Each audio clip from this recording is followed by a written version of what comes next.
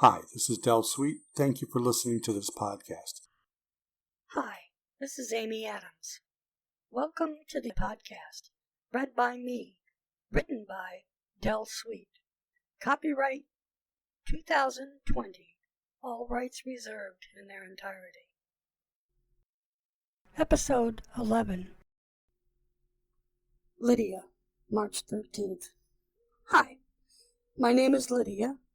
I've never written a journal or kept a diary before. Well, here in this cave. A cave.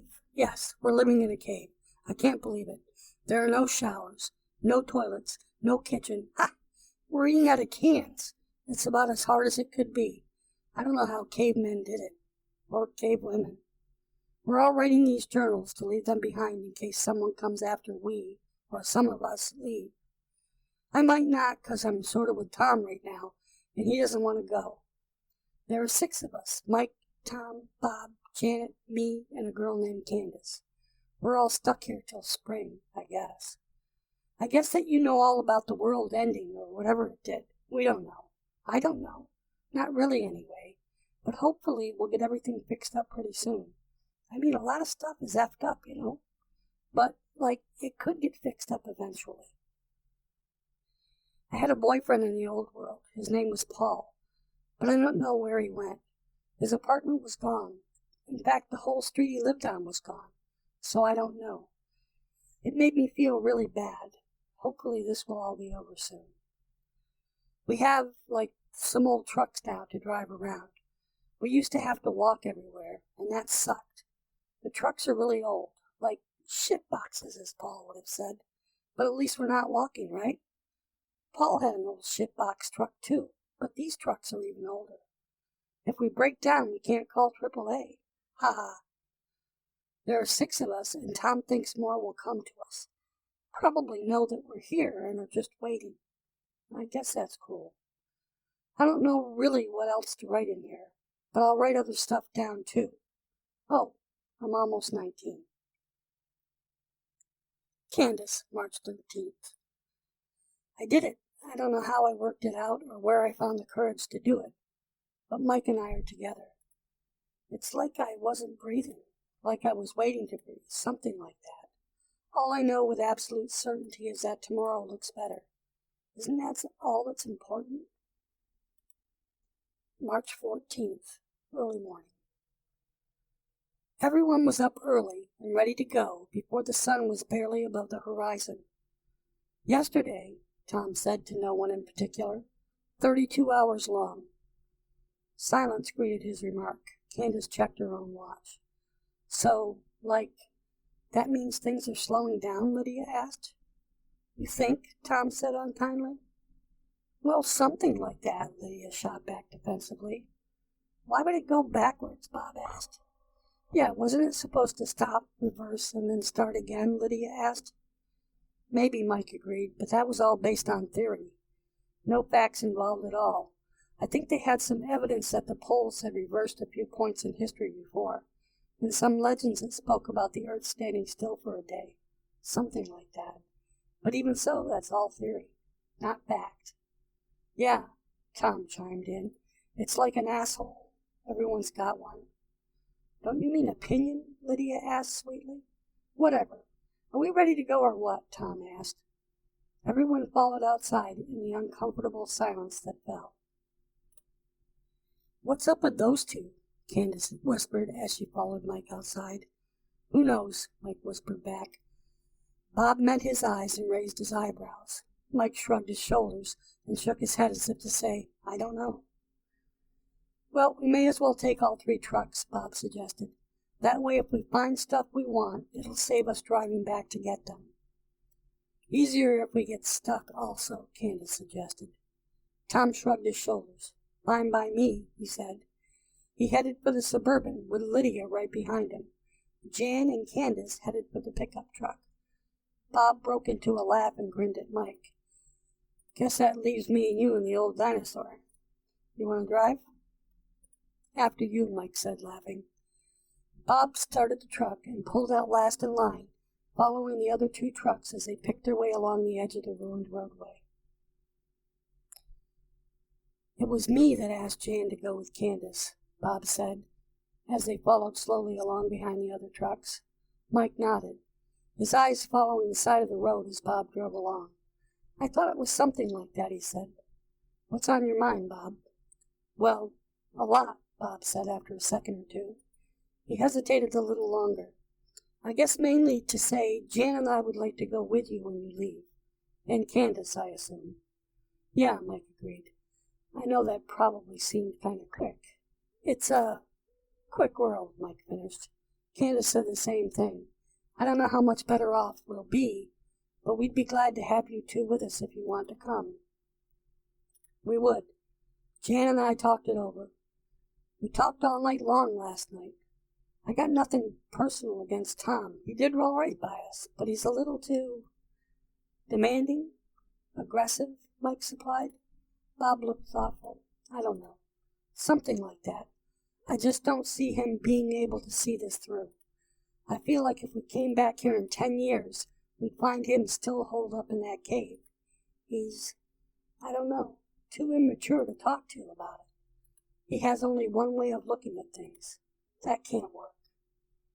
You're probably right. He'd still be here with Lydia. Probably with a couple of babies running around. But maybe that's not such a bad thing. Maybe that's a good thing. He shrugged. The immaturity? I don't know. It's there, though. Maybe he'll move out of that. Maybe it's just a situation.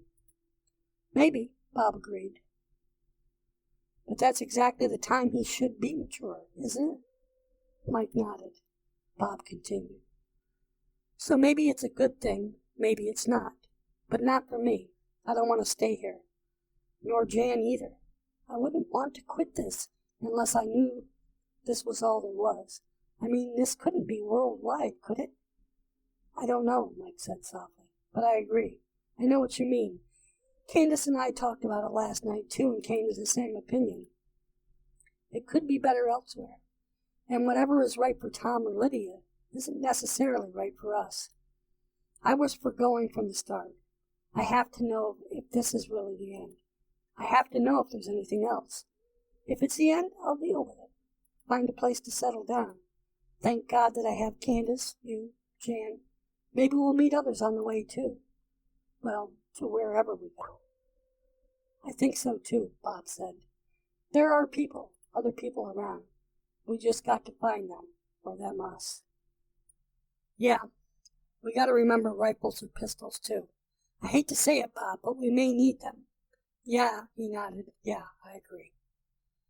They continued on in silence as a small caravan made its way past a collapsed building, partially blocking what was left of the road.